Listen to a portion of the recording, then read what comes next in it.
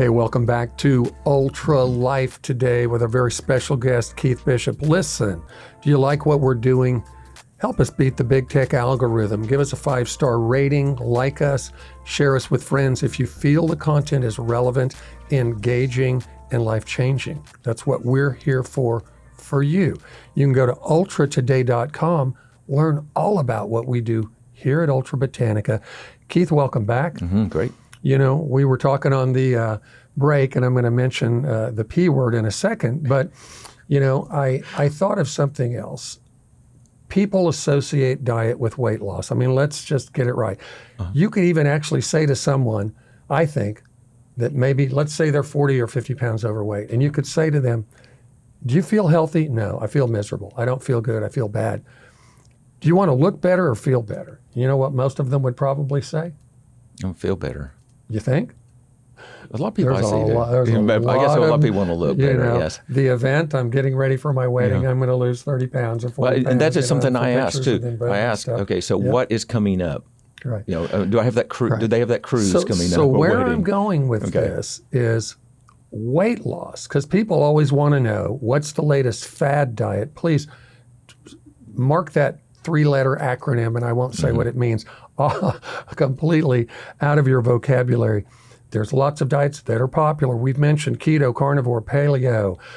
We've mentioned plant-based, vegetarian, vegan, and we're going to get into some of those a little bit more here in a second. But Keith, is it right that if a person just begins to say, not go through the drive-through, or limit how much they go through the drive-through, let's do that one bite of the apple at a time, looks at the package at the shelf and goes, there's 10 ingredients I can't pronounce, I'm putting that back,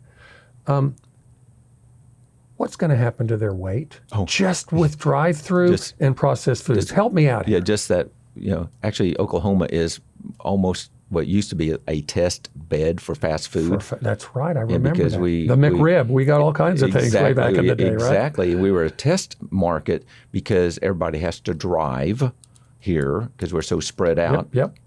So a test market for fast food. But fast food typically is going to be fried, which is bad fats, you know, breads and French fries, you know, which is too many carbs and fried in those bad fats.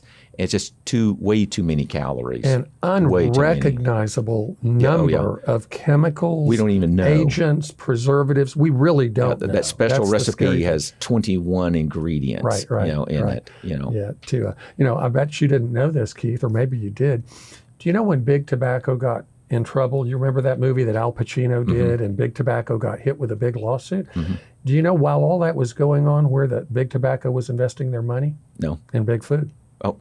They literally decided if we can't keep people addicted to tobacco, we'll get them addicted to food. And they had the chemistry and the ability to know how to get people addicted by adding chemicals and flavors. It's a science. And components. Exactly, that flavor thing. You know, those chips, those French fries, what they add to those French fries so that you will want to eat them. You can't eat just one. That's right. Okay, Yeah, that's right. Because it's a science, and they know what they're doing. They know they're adding that MSG to it because we have a taste bud for MSG, they call it. Yeah. You know, and because we like that taste, and they're adding that stuff in there. It's just way too many chemicals.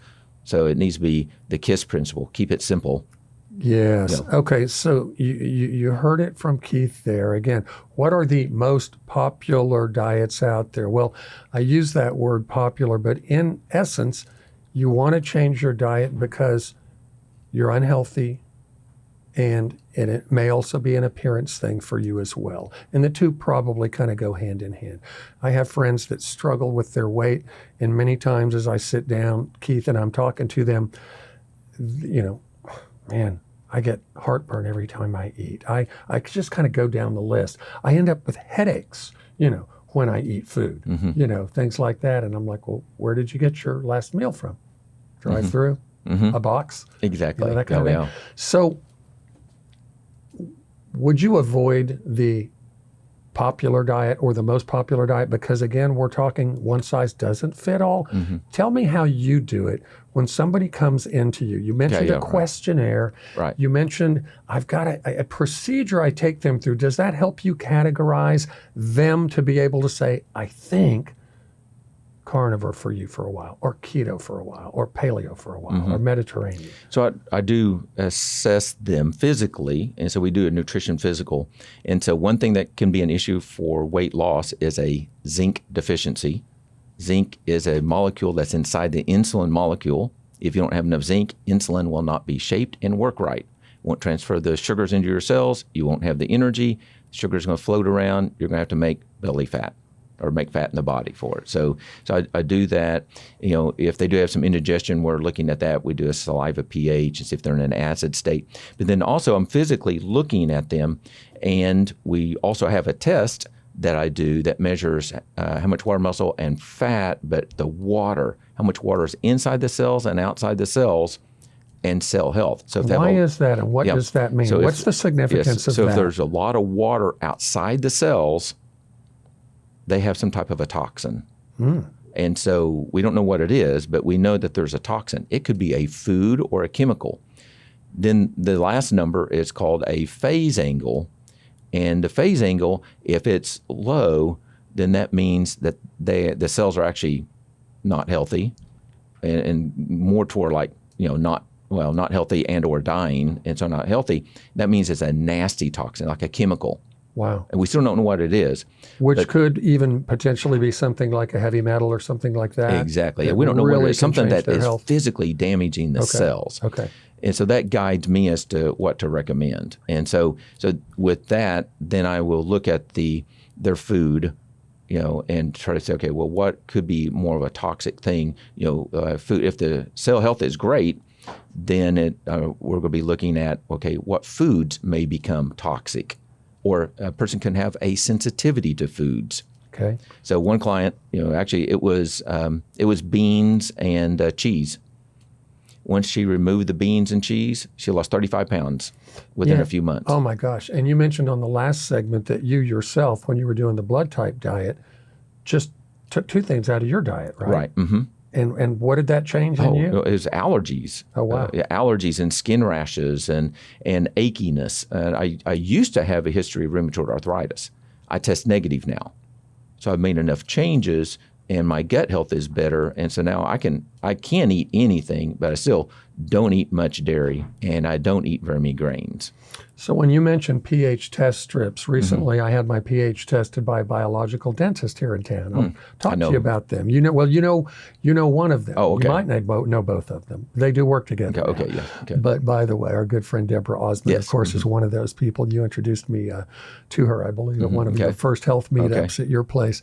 But let's say I've just come in. Oh, but back to pH for a second. What do you like to see as an optimum range? And when is the best time for someone, if someone hears this and they go, I'm going to get myself some pH test strips and see what I'm all about by testing, my pH.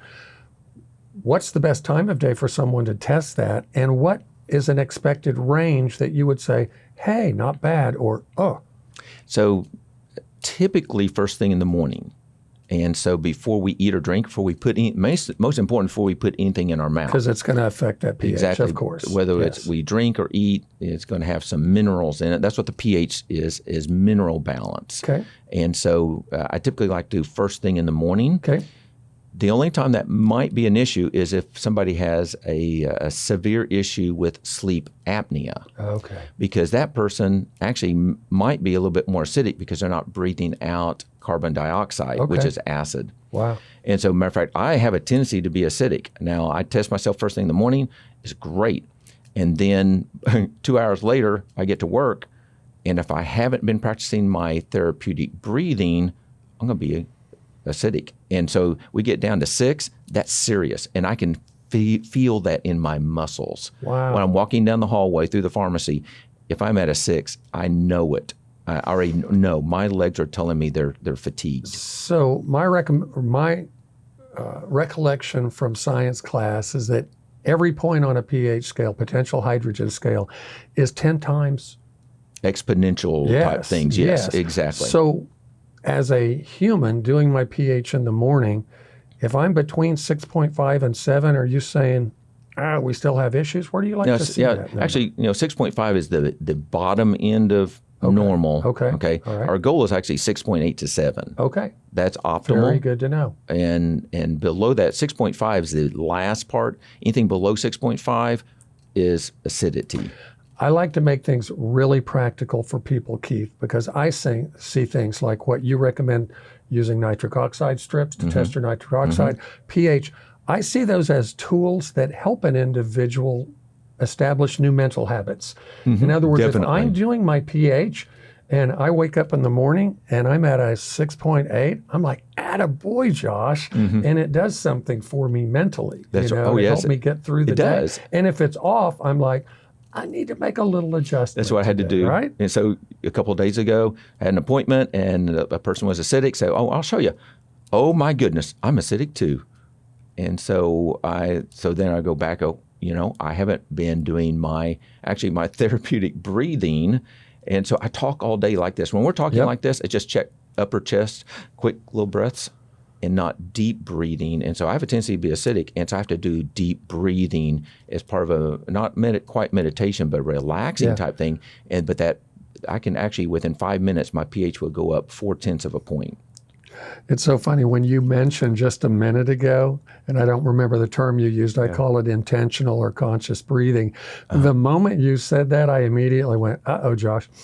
Yeah, and I took a nice breath through my nose and breathed. And it's like, I do this costal shallow breathing so much. I do that all day long. And I don't know if it's everybody or people like you and I that tend to be slight. I have a tendency to just kind of There's actually, get on, I did read that there actually is a genetic marker for it. Interesting. And although the genetic testing that I've done, I don't think that was included in it, but I did read that there is a genetic tendency for shallow breathing. Okay. So we have to be intentional. All right. So I want to recap a little bit in this segment because we want to bust some myths here. One of the ones was, just learning to be moderate and slow down the intake of fast food, drive-thrus, those restaurants, and there's 100 of them out there of different names. That in itself can begin to affect your weight and your health in a positive manner. I would even be so bold as to say, doing all the metabolic panels and all the blood tests and stuff while you're still eating the fast food way, and just 2 weeks later, if you went back in and you'd minimized fast food drive-through, you'd changed the amount of processed food you eat, you would be shocked at how quickly those blood tests change, those metabolic panels change. Now, Keith, we're going to be going into another segment here in a minute, and I'm going to kind of drop a bomb on people. There was a recent report came out, I don't know if you saw this, but it basically said that 88% of Americans' metabolic health is in the toilet, if I can be so bold as to use, that's not clinical verbiage, but if you looked at the clinical evidence, they basically said we only have 12% of Americans that actually would function in a category of what we call somewhat close to optimum metabolic health. I would expect that, yes. That is frightening to me.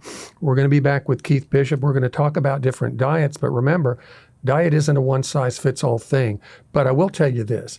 There's advantages to different diets, paleo, Mediterranean, plant-based, vegetarian, even carnivore. Some of them can be brilliant diets as a therapeutic tool for a period of time to radically change your health, move the needle quickly, and then you may want to go to a little bit more of a moderate thing rather than a heavily restricted keto or therapeutic diet. So we'll be back. This is Ultra Life Today. I'm Josh Bell. You're hanging out with my good friend, Keith Bishop. We're going to come back and talk about lifestyle, not diet, way of life. We want to change your thinking, and we want to give you maybe some practical tips over the next couple of segments into exactly what's going to happen for you and your health. Our mission is to take nature's most beloved botanicals and enhance them with our liquid protein scaffold technology. This helps it reach your cells faster and better.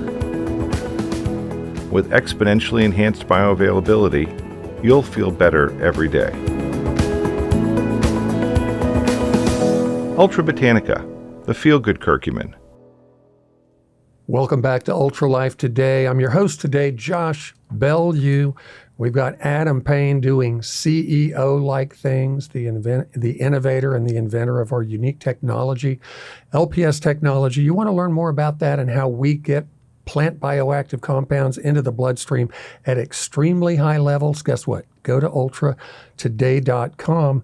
My good friend, Keith Bishop, retired pharmacist, clinical nutritionist, go to his website, prevailovercancer.com. You may be someone that is concerned. You may have an active cancer. A lot of free information there, good insights, and a way to get in touch with Keith for private consultations. Prevailovercancer.com. Also, flourishrx.com. FLOURISHRX.com. That's where you can work on the metabolic health things and stuff like that with Keith as well. So each of those places you can reach him. Want to make sure, Keith, gosh, thanks for hanging out. We're in the home stretch here. So we're going to have to somehow figure out how to take all the different things, the balls we've been juggling, and try to put it together and actually give some people some practical insight moving forward. Now, could we go ahead and just for 30,000 foot again, could we for a second talk about like maybe the Mediterranean diet? Okay, yes, Mediterranean, which actually is the best studied in medical research. A lot of empirical evidence, right? A lot of research. Hundreds, thousands of years. Exactly, and a healthy way, but it's kind of a combination of everything. So it's a moderate protein, animal protein. Definitely, some legumes, for some protein sources. They do have some grains, and so it's a very broad, type diet. And there's definitely but officially there's even different type. The Mediterranean is an ocean, right? And each country has their own version. Okay. And so so each region they're eating their local very foods. Cultural. And eating local. That's healthy. It is. A big deal. Yeah. They don't have fast foods. Yeah. Okay. Well, right. My sister, when she lived in Spain for all those years, teaching school over there and taking tours of people all around Europe, she went to the market for fresh food every day. Yes, exactly. Every they single walked day. and they walked. She would get fresh chicken. She would get everything fresh. Yeah, and they walked. Everybody walked. Everybody walked. Everybody, interestingly enough, you didn't see too many people struggling with their weight. That's great. Imagine so that. I've had clients come back, and actually, I'm thinking one lady in particular, she loved it. She was in Spain, and she lost weight. She loved it, market, walking, and then she comes back. Felt incredible till she crossed back and into came back. She starts the feeling food bad. desert. She starts gaining weight, Wow. and she's feeling bad. And so we had to just take her back to that, and to decrease, the fast food and get the fresher foods and more local grown. But the grocery stores are so well stocked here typically that we don't always know what's local. Yeah, we don't have that of choice. course. And seasonal, wintertime it's more difficult. Seasonal, local, and organic. It's a struggle for sure. Okay, you touched on Mediterranean. What's a paleo diet? So paleo is and how does that compare with carnivore? Maybe. And paleo is more. It's more restrictive than the Mediterranean. Okay. More of I would call it a caveman diet. Hunter-gatherer kind of thing. Hunter-gatherer type thing. We may grow some things for certain times of year when we can't. Okay. Seasonal, regional type foods. Definitely some animal proteins. But limited grains, and so they weren't growing legumes. They, thinking about a hunter-gatherer, they were living off the land. Right. Okay. Right. And they weren't necessarily farming, and they weren't growing the corn. They weren't growing the beans. Sounds like they were getting the very best, picking wild berries and wild crafting and nuts and things seeds like that. And that they may actually, there were some grasses that were growing, and they grabbed those grasses and they would eat those seeds. Hey, if it's good for a cow. Exactly, to a certain extent. We don't have that many stomachs, but so we can't absorb all those nutrients. But the seeds are packed nutrients, so they would eat those seeds and those nuts and fruits and berries and seasonal type things. Yeah, and I have to say as well, my guess is, just from my little bit of my foray into knowing enough to be dangerous, there was a lot of organ meats eaten back in that day, as opposed to the types of cuts of meat that we get. Right. So, if your mom raised you on healthy liver before they started putting pesticides, if you can find organic, livers and things like that, pretty healthy stuff, right? Yes, you can very get healthy. Those organ meats. Yes, very healthy. Lots of nutrients. Yeah, nutrient dense. And that's part of the, but once again, that's the organic type thing. But that's that's extremely difficult to find and more expensive.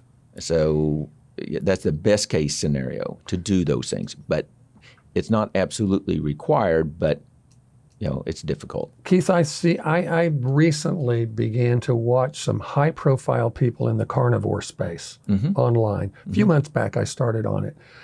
It was remarkable to me to see these individuals that were carnivores that had these stories of getting through autoimmune disorders, getting through cancers, getting through all kinds of health challenges, had poor joints, had poor absorption, had poor microbiome. I mean, everything you can imagine. And they went carnivore. Of course, they're eating really healthy carnivore. They're not just buying the standard meats and things like that. They're trying to do grass-fed and stuff like that. I was shocked at how long many of these people had been on a carnivore diet and were the picture of health and their medical records to prove it. What are your thoughts there? And is that just a small subset of people, again, that do that and have this beautiful therapeutic benefit?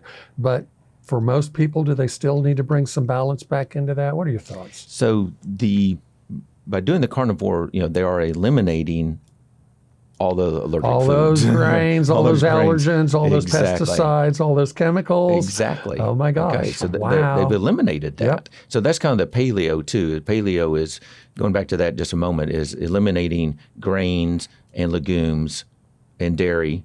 Those are three major things, and sugar and sweets. But eliminating those, and because those are like highly allergic. So that was kind of when I did that O blood type many years ago. I removed a couple of those foods and definitely felt better. So the paleo helps remove some of those. The carnivore would even remove more. Wow. So that's kind of an ultra therapeutic diet in the way you're describing it, because technically a person may not have realized, I just cut out the pesticides, I cut out the chemicals, I cut out all the sugars, the grains, which are going to be high glycemic, and the carrots, they're high glycemic and things, even though we think of those as healthy. Right. But where do people get their vitamins and their minerals from eating just meat only? Well, meat does have vitamins and minerals in it. Okay. And so they can get that. I'd also known a few people had issues with digestive health because they didn't get enough fiber. Okay. And so they, that would being irregular could lend itself to a person going high carnivore. Yes. Okay. So we have to have, enough fiber to help move things through the body, help the good bacteria to grow. And matter of fact, what we eat affects that bacteria balance, the microbiome inside the intestine. So, the one downside potentially, once again, actually carnivore still, be careful about those preserved meats and eating those, cooking those and eating those, would be a definite concern. And then in the cancer spot, the issue is that actually consistently research shows that high amounts of red meat increases the risk of cancer. And so that's going to be a little bit of a caution. So we have to be aware of that and weigh that balance. Yeah, and I would love to see the data as we have more and more carnivores out there, if it's really just the red meat, or if it's the red meat combined with other things that people are eating or that the are way not strict. The way it's cooked. Yeah, talk about that for just a second, Keith, because you have a particular 165. Is that it? Is that your number? Well, so or 150? 350 degrees Fahrenheit in an oven, which is 177 centigrade. There you go. Because I do stuff worldwide, and so I have to always do both of those. But if you start cooking, whether it be breads or grains or even meat, typically above that temperature, now you're starting to burn the food. And it's going to be acrylamides, basically, for breads and grains, to heterocyclic or polyaromatic amines in meats. And so we can actually burn the sugars that are in them. There is sugar in meat. We can burn those sugars and go into some problems too. So we have to be careful about temperature and overcooking, browning. If it's starting to turn brown, maybe a little bit too much cooking on meat or even bread. Okay. Into the home stretch here and into the holidays and the new year. Boy, if you're a person that can keep resolutions, more power to you. I have found the little changes, Keith. I tell people when I find out how they're hydrating, and they basically tell me they're not drinking any water and they're drinking all iced tea and stuff. You know where I start, and maybe you can take it from there and give us some practical steps moving out of this. We've got a few minutes left. I tell people, you know what? Don't get the 64-ounce container of water that you're going to lug around with you all day long. It's way too much of a new habit. Do this for me. Are you actually sitting down to eat a meal at least once or twice or even 3 times a day? Well, on day 1, introduce 6 to 8 ounces of water in that, pure water, some filtered water, something good. Introduce that at that meal. I'm not even going to be worried about whether you drink it before, after, or during. I'm going to leave that alone for now, right? There's theories on that as well, there's right? a whole nother session. But I do that, and then I say, and what you're going to notice is that after you drink 1 glass of water at a meal for 1 or 2 days, then you can go ahead and include it at 2 meals. And then you can go ahead and include it at 3 meals if you're doing that. And after about 10 days, and I've noticed this, when people start drinking water, they actually crave more oftentimes they than like when it. they're not. Yeah, They start They liking like it, right? and find that it is satisfying. But you got to get rid of that taste, of these other beverages. And so that... Well, exactly. And I find that as people substitute more with water and it becomes habitual for them to pick up the bottle, or like me and my little bottle here, that they're less likely to pop the can of soft drink open, hit the drive-through for the sweet tea or whatever it may be. What are some practical things that you would say to people that haven't even met you, and they may not meet you? So some things that they could do to move into this new year thinking, I've got some little things I could do that I'm going to see make a difference in my life, and then I can begin to build on that. Okay, so number 1, we mentioned probably fast food. Okay. So most of us have way too much fast food. And so try to eliminate that. Even if you go there, it's still, we want to concentrate on, I call it a 3-palm rule. 1 palm of, up, if you're going to have meat, it'd be meat, and then 2 palms with the vegetables. That's a meal. Any more than that's going to be too much. If you're vegan, it'd be 2 palms worth of beans, and then 1 palm of greens or vegetables, with that. Okay. So we have to limit our meals to 3 palms of food. If you have more than that, that's too much. Okay. If you have pizza, it's 3 pieces of pizza. Cauliflower crust, right? Cauliflower crust. We did mention that on the show, but yes, cauliflower crust, great. I love it. And so because it's a lower carb, much lower carb. And it tastes awesome if you left that in crispy pizza. Yeah, so good. That is the best way to do that. But limit to 3 pieces, okay? And so we can't have more than that. And then snacks. Most people, the reason they can't lose weight, if there's some water retention in their body, if they're puffy and ankles are puffy, most common cause is actually not quite enough protein for the liver and the heart to work right. Wow. The liver has to detox. We mentioned detoxing, toxic chemicals. The liver has to get rid of that. So often if we can bump up protein sources, and it doesn't have to be meat, bump up that protein, the liver's going to function better. It's going to help detox and get rid of toxic chemicals. Very nice. Very nice. So it's that season that you are going to be showing up at relatives' homes, and there is going to be trays of food and cookies and fudges and all kinds of different things that you may only get to have once a year. Hey, instead of getting 3 or 4 pieces of the fudge, pick out the one that's your favorite. Get the one that you like at that office party at that particular relative's house. We have been spending time with Keith Bishop. We could probably go on for another hour, but we can't. So I want to tell you really quickly again how you can get a hold of him. If you want to know about us, Ultra Botanica, go to ultratoday.com. You can learn all about what we do. We're a fascinating, innovative company that supplies product to doctors, pharmacists all over the world, as well as health food stores, natural grocers, other places like that. You can reach out to Keith through his website, prevailovercancer.com, or you can go to flourishrx.com, FLOURISHRX.com for the metabolic health and metabolic end.